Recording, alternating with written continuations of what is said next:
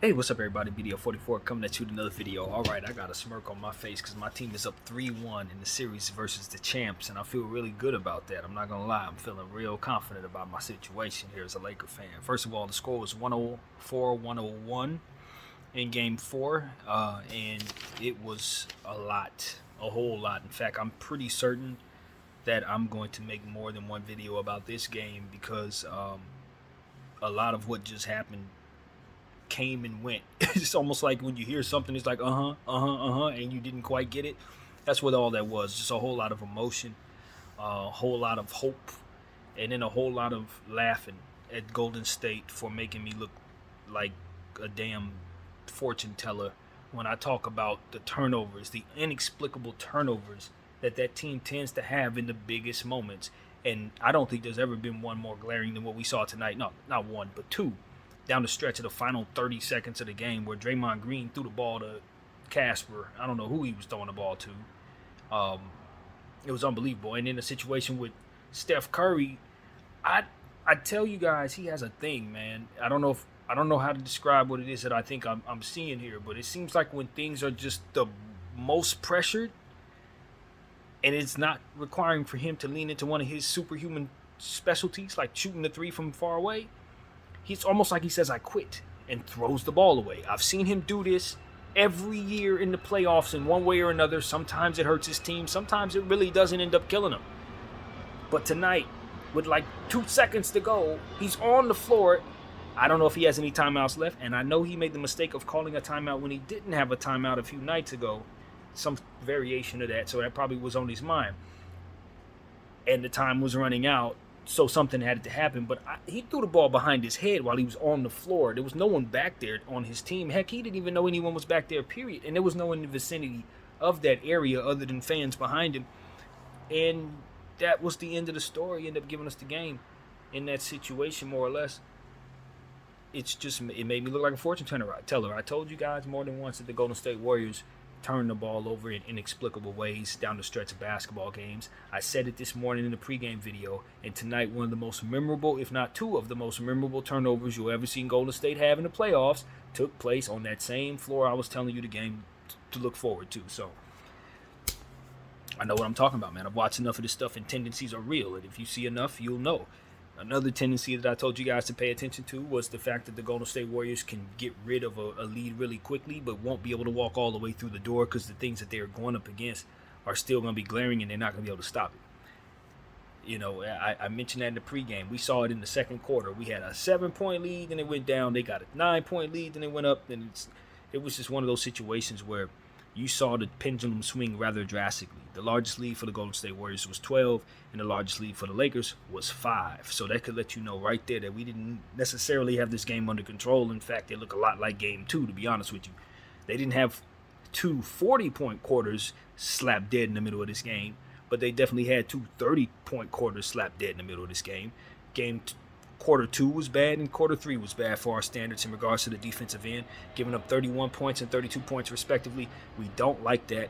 We barely won the game because of it, and some of the stuff that we did out there with the rotations were a little funny, and we got away with it, etc., etc. But at the end of the day, it just came down to another thing that I said that we needed to do. I said the key to beating the Golden State Warriors is to catching them off guard. We need to find something out of nowhere and have it work for us. Ain't that what I said? I know I said that because I remember saying it. And you know what ended up happening? Our coach ended up calling on Lonnie Walker, another person I told us to call on. You know, I said it about 3 nights ago or 3 days ago, rather. I made a big, long, statement about why we need to use Lonnie Walker and for what reason and how he could help us in defensive lineups. And of course, he put him in a lineup tonight where he was able to actually do what it is that I described in my head would be the case. He ended up stealing the ball on the situation and his speed pass, running past Klay Thompson. Because at the end of the day, the Golden State Warriors got a lot of things, but athletes is not one of them. After you get past Kuminga, Wiggins, GP2 when he's healthy, they don't really have a whole lot in terms of leapers and stuff like that. That's not really their thing. They got shooters. So we could get them with our foot speed. We can get them with a guy like Lonnie Walker. Take, 3 or 4 steps and run past them with ease. And that's what you saw. Lonnie's offense and defense came to play tonight. When given 27 minutes, he did what we knew he would do.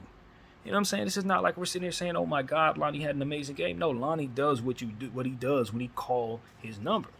15 points, 3 rebounds, 2 assists, 2 steals, 1 turnover, +8, 6 of 9 field goals, 1 of 3 threes, 2 of 2 free throws, and I'm pretty sure all of those points were in the fourth quarter.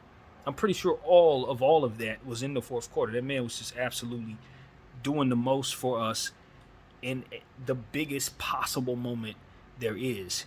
Second round, down the stretch of a playoff game, when we're trying to take a 3-1 lead or end up getting beat and go into a 2-2 situation, having to win 2. With 2 opportunities for the other team to have in their own house. So it couldn't have been a better time to call Lonnie's number, and it couldn't have been a more responsible way for him to show up and do what it is that he knows he's born to do, is play ball at a high level. And nobody on this channel doubts that. We've been telling people to give Lonnie a chance since the preseason. Now look where we at. People didn't want to play him for his defense. Now look where we at. Didn't I tell y'all the preseason? What'd I tell y'all? Don't tell me what Lonnie can't do. Just put him out there and show me what he can do. He'll show me what he can do. He was in the Popovich rotation for 4 years, dealing with the best coach there is. You can't tell me this young man didn't pick something up that he could help us with right now. And sure enough, he did. When you needed him the most, Lonnie Walker came through, and I think he made himself some money tonight. When you do stuff like this, the price went up. Price went up on Lonnie Walker. And nobody's confused by the fact that Darvin Ham just didn't find a way to use him before tonight. It was never a situation where Lonnie wasn't ready to go. Lonnie was ready to do this for us all year long, ladies and gentlemen. And this individual right here, been telling you that. So you ain't going to be surprised by any of the stuff you saw tonight, because if you follow my channel, you saw it all. Everything you saw tonight was pretty much some variation of conversation of what we see, because Golden State Warriors can only do so many things. They can shoot the ball. They can do a lot of little geometry stuff to try to put themselves in a position to space themselves in such a way to try to throw us off.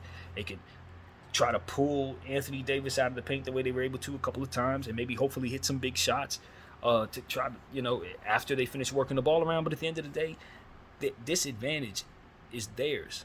The advantage is ours. And no matter how many different ways you move them little pieces around on the chessboard, at the end of the day, you don't have enough to beat us. And that is what it ultimately came down to. We did some things that didn't work in our own favor. I'm not going to lie. Some of the rotations we went with, I thought, worked better than I thought they would. Especially when you go to AD and Bron as front court players and then go with 3 ball handlers. It usually doesn't turn into something I like too much, but we had some good success with that in the third quarter near the end. And I thought we really played good. Anthony Davis had a fantastic first half. In the second half, he kind of went quiet, but the numbers are fantastic. So I think you could say he exercised that demon with 23 points, 15 rebounds, 2 assists, 3 steals, no blocks. Heck, we only had 1 block as a team and won this game, which I didn't think was possible. With 3 turnovers, I believe that's a +5. Don't quote me on that because I can't read my writing, but I think he was a +5. 10 out of 16 field goals, so he attempted 16 field goals. Love the fact that he hit 10 of them, and ultimately hit all his free throws with 3 of 3. So we're really happy with Anthony Davis' performance, and it was no doubt that he's been the sole reason why Golden State has been in trouble the whole series. If he wasn't down there, we'd probably be down 3-1. So that's the reality of it. Anthony Davis is too much for the Golden State Warriors, and has been since before the series started. LBJ, it was a rough night for LBJ. Even though he gave us the right focus, I thought he was intricate down the stretch. We won't remember him having a bad game, and I don't think this was a bad game, but he did have a very bad first half with bad efficiency and stuff like that. The three-point shot, of course, he continues to shoot that 3 to our detriment, and it really did help the Golden State Warriors hang around with 2 of 9 from the 3.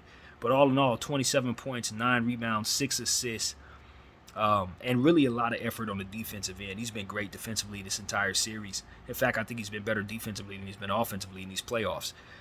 So that's really been a welcome sight. But overall, I thought the 3 turnovers, he's back to some turnovers after having 2 games where he didn't turn the ball over at all. Some of them turnovers I think he could have had back. He'd love to have back. And ultimately a -8. So we talk about it a lot, and I hope people are starting to understand. There's 2 things that are going to cater to LeBron James having a bad plus-minus. Turnovers and missed 3-point shots. And so he had a -8 in the win, 2 of 9, and then the 3 turnovers. So if he can shore that up, he's going to always be a plus and a plus-minus. But he's going to give all kinds of effort and still end up with a bad plus-minus if he doesn't shore up the 3-point shooting specifically.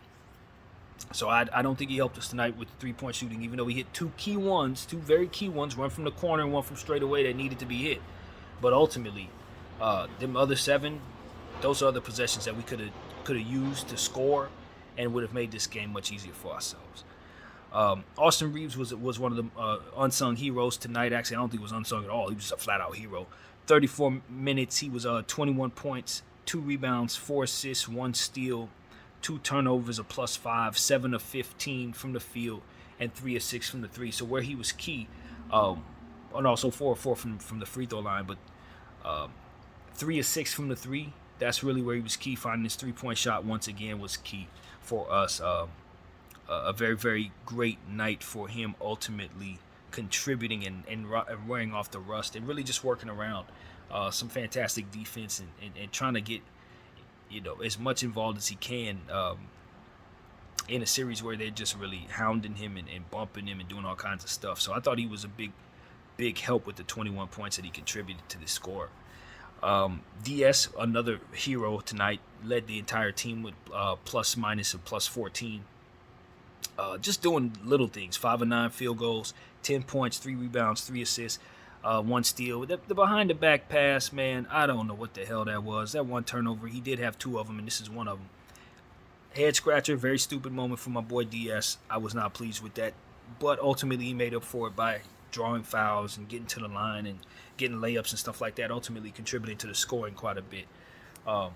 So we were happy with that. We want to see him get to the line. He didn't get to the line tonight, which is kind of surprising. But overall, when he contributes 10 points, 5 of 9 shooting, that definitely gives us the space we need. And he chased around Steph Curry, chased some guys around, did some good things defensively. And you just saw how the Golden State Warriors adjustment was really tricky for us in the first half. It was allowing for them to kind of get the lead that they were getting. And, it got a little tricky for us. We're trying to figure it out. They were doing a lot of stuff, but ultimately, I thought our team put together a really, really nice game of basketball in the second half to kind of weather the storm and really push the emphasis on rebounding the ball. I thought we did a good job rebounding, particularly Anthony Davis. I just really thought he was cleaning up the defensive glass about as well as you could ask him to in situations. And we just did the extra stuff, 50-50 balls, hustle stuff, effort, like I've been preaching on this in this camera all week. That is what we saw tonight, was just pure and utter effort and resilience from the LA Lakers. Let's keep on looking at these stats. D'Lo, very, very inefficient night, man. He was really terrible tonight. I'm not going to lie. It's another bad D'Lo night. 4 points, 4 rebounds, 3 assists, 31 minutes, a -3. Didn't contribute to any turnovers, so we're happy about that. One of the few people that didn't turn the ball over. But 1 of 10 from the field, 0 of 4 from the 3, 2 of 2 from the free throw. That inefficiency was horrible tonight. You got 31 minutes, and that's what you give us, man. Come on, man. So that's really what I got to say about that. I just didn't think that we did good there. D'Lo had to be gotten away from sooner, and luckily enough, we were able to overcome that crap right there. So, moving on, Vando, 11 minutes. We kind of limited his minutes, which is something that made me happy for this particular series. We ain't going to always do that. But for this series, it just seems like we were creating the offensive problems for ourselves by trying to have him chasing around Steph Curry to no end. And then from there, with so much going wrong offensively in that same flurry, it just didn't seem like it was best. So we cut his minutes all the way down to 11. He had 2 points, 4 rebounds, 1 assist, 1 steal, 2 turnovers, and 2 free throws hit. Only 1 3 attempted, and that was the only other shot he took. So we limited him to what it is we need to limit him in a series like this, where scoring is so important that we can find defense elsewhere. We can save him because we're going to need him in future series, please believe. So I have no problem with resting Vando tonight. Rui had 14 minutes. That makes me angry. I'm never happy to see that. 1 turnover, +4, only attempted 1 shot, 2 free throws, 2 points, 3 rebounds. I mean, come on, man. We could utilize this guy, and we're just not. So I guess I got to be happy with the rest there. And when Gabriel got checked in the game for 2 minutes, then wasn't able to do anything there with a -3. I don't know how the hell he got -3. Somebody hit a 3-point shot while he was in there for a second or something. I don't know. But that's about it. Those are the stats there, and I tell you, man, the stats don't even tell the story. It was really just a full team effort. The game was ugly in the first half. Guys couldn't get nothing going. Really, it was all over the place. But we just stayed resilient. They went up by 12 in the second half, had us frustrated, It looked like it was getting out of hand, but that's when Dennis Schroeder put on the afterburners and started really doing things on both sides of the floor. It just kind of gave us a little bit of a spark, and then from there, our guys took it from there. LeBron James, just I want him to limit the 3-point shots. I think if he would have did that, he would have had so much easier of a game on him for himself. But I thought he was really hustling a lot, physical, getting in the paint, hook shots, turnaround fades. It didn't quite fall, which contributed to why we have 15 missed field goals there. So, like I said, it was a good effort game, but the efficiency was bad, and I think it was really close because of it. So I can't kill him. Obviously, 9 rebounds was fantastic. The 5 free throws made, those were key. He didn't miss any free throws, so I think that really contributed to success. When you consider our entire team did not miss any free throws, 20 for 20 on the night. And so let's take a look at those. I don't think I got into that. First of all, the LA Lakers, in the field goal situation, we did pretty good. We shot 45% from the field, 39 out of 86. And the Golden State Warriors were 48 out of 86. So they shot a little bit better than us. The percentages do not add up. I might have wrote something wrong there. That doesn't make any sense. But nevertheless, something's off about those field goals. So ignore that. A 3-point percentage, 29% for the Golden State Warriors, 24% for us. 12 out of 41. So they attempted 41 threes. We like that when they only hit 12 of them. And we were 6 of 25. So 25 is good for us. When we're not shooting well, we generally want to keep it around 25. Not shooting too much against the Golden State Warriors is why we have 3 wins in this series. As I said, 20 for 20 free throws, 100% of course, 9 of 12 for them. So they didn't get to the line very much, but that's on them. You shoot 41 threes, you ain't going to get to the line very much. 75% from the line there. We won the rebounding total by 2, 40 to 42.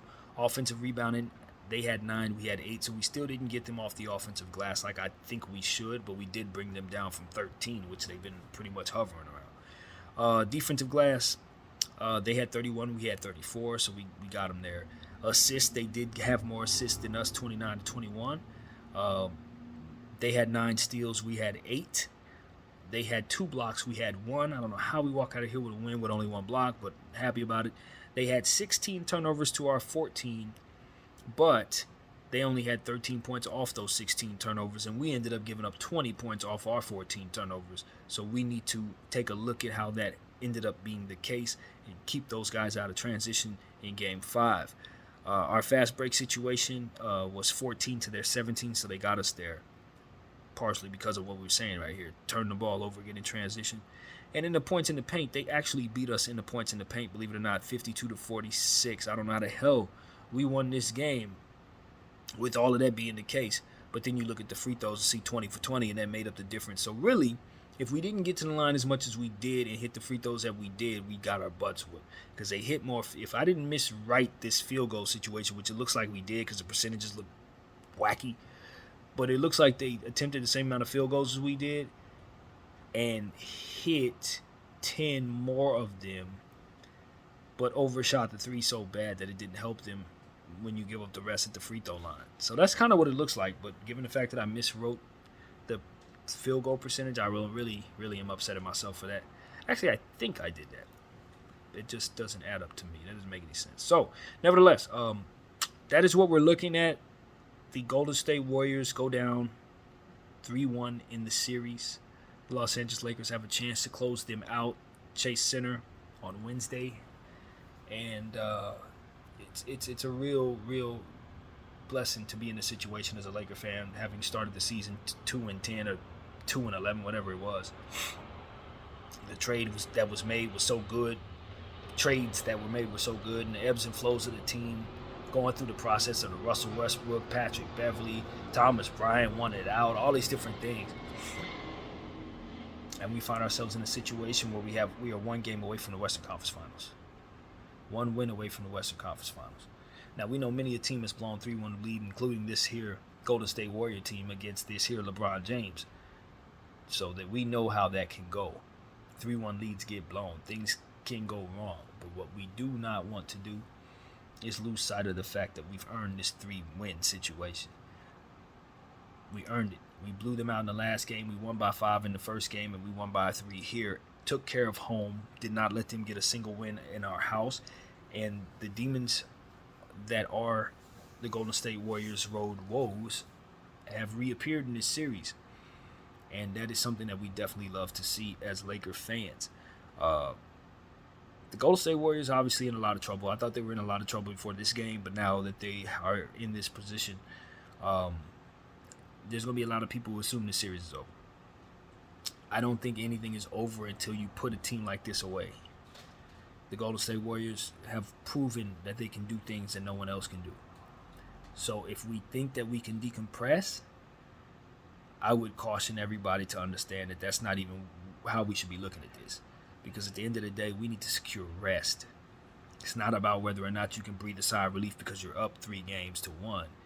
It's about hurrying up and getting the hell out of this series so you can prepare for Denver if it comes down to that, which is going to be altitude starting your series. So you don't want to play any extra basketball with the Golden State Warriors.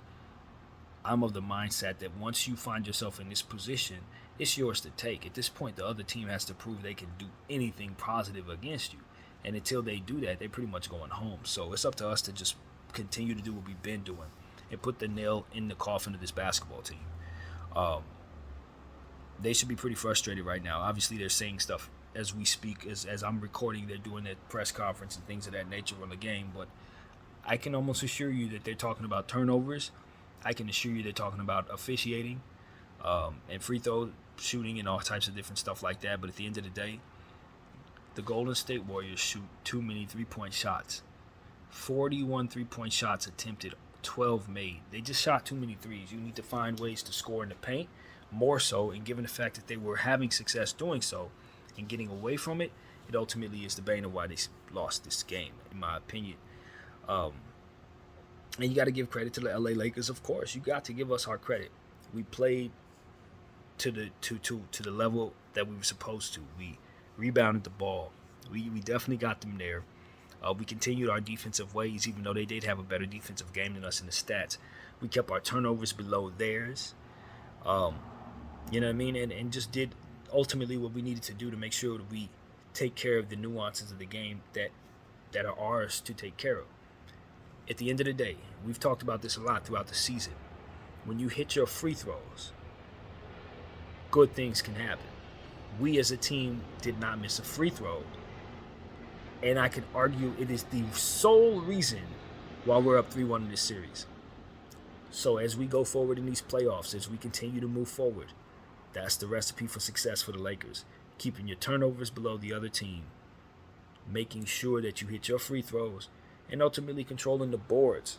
There were too many times tonight where we left ourselves a free rim for them to shoot the ball over. Too many times where we left ourselves with only Anthony Davis as our rim protection. And I think it catered to why we only had one block tonight. There's a million ways we can attack this team. There's a million ways to win. But I think you leave yourself a lot more stress and the game a lot closer if you do some of the things that we did tonight in them second and third quarters with our rotations. I'm happy with the outcome, so I'm not going to get into a whole what the hell are we doing thing, but believe you me, there was moments in the time in this game where I'm sitting there saying, what the hell are we doing?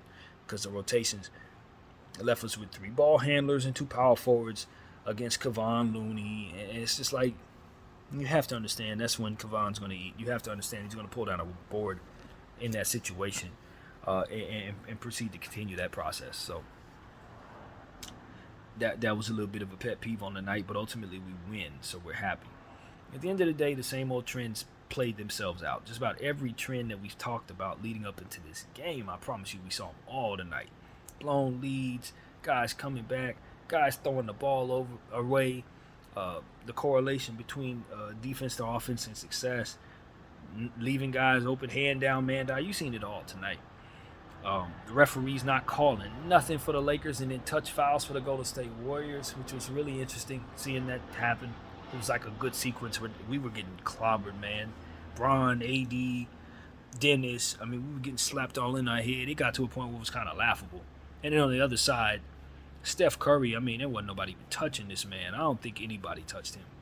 And he proceeded to fall to the floor, and they call a 4-point play. I'm just sitting here like, Wow, that's all I can really say. How we were able to overcome the officiating tonight is one of the biggest mysteries to me. How we were able to overcome some of that bullcrap tonight.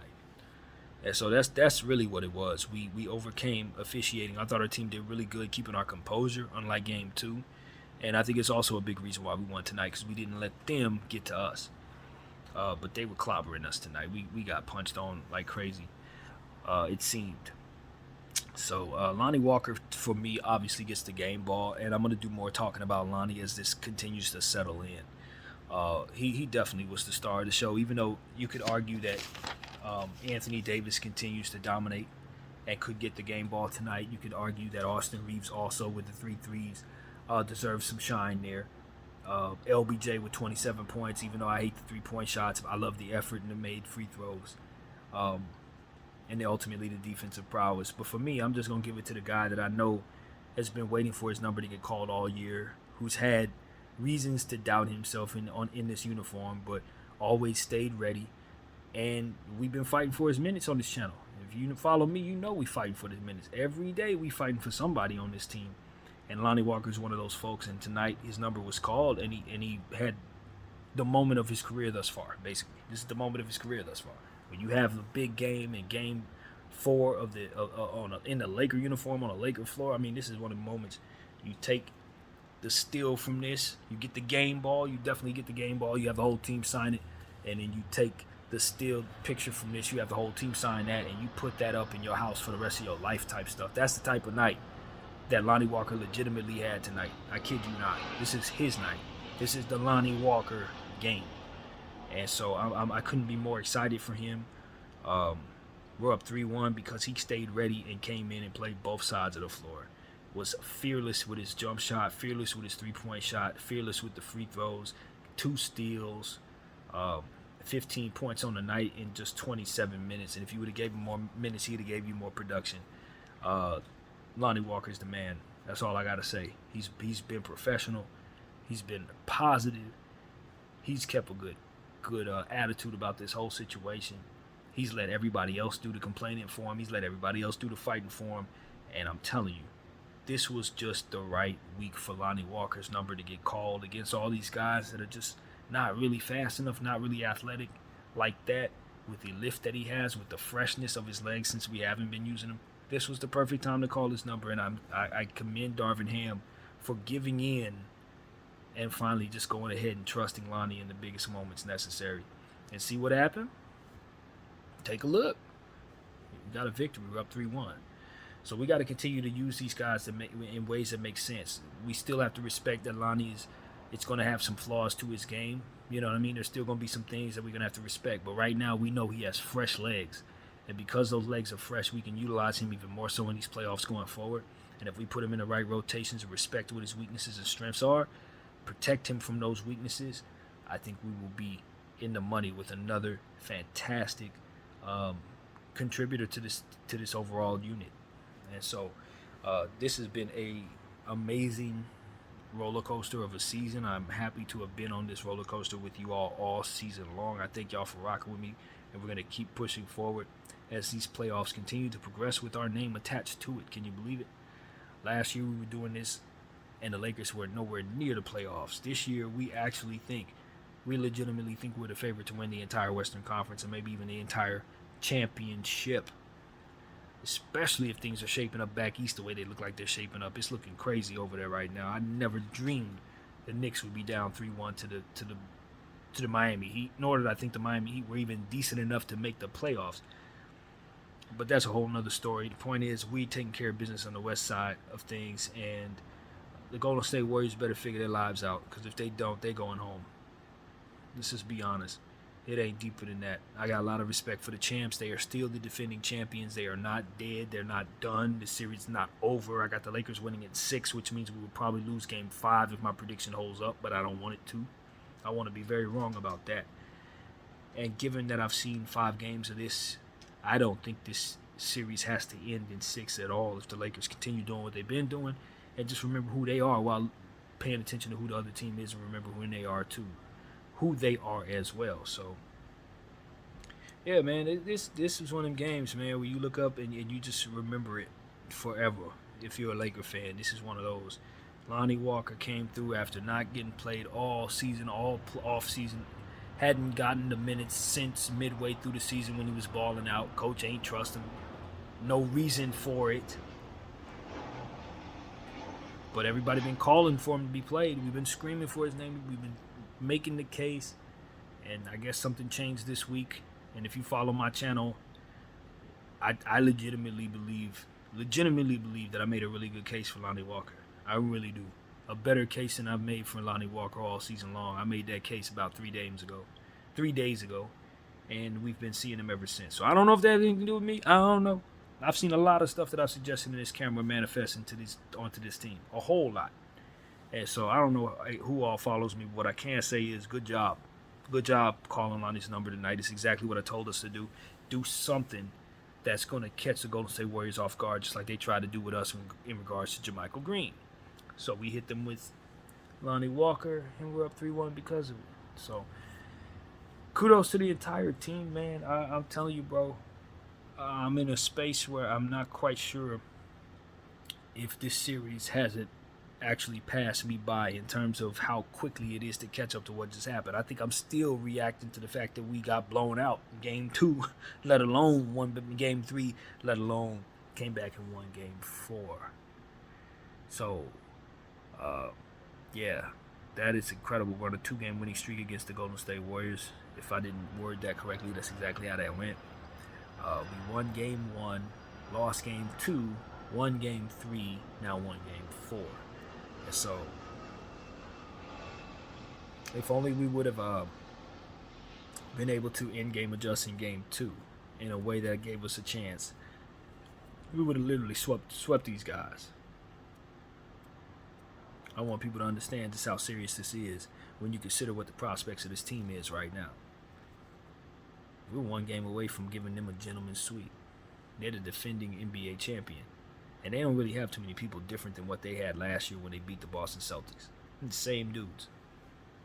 So that should let you know what it is that we're up, what they're up against, and who we are. Since we're trying to discover it and figure it out, since we just put this team together, we're the team that has a chance with their back against the walls.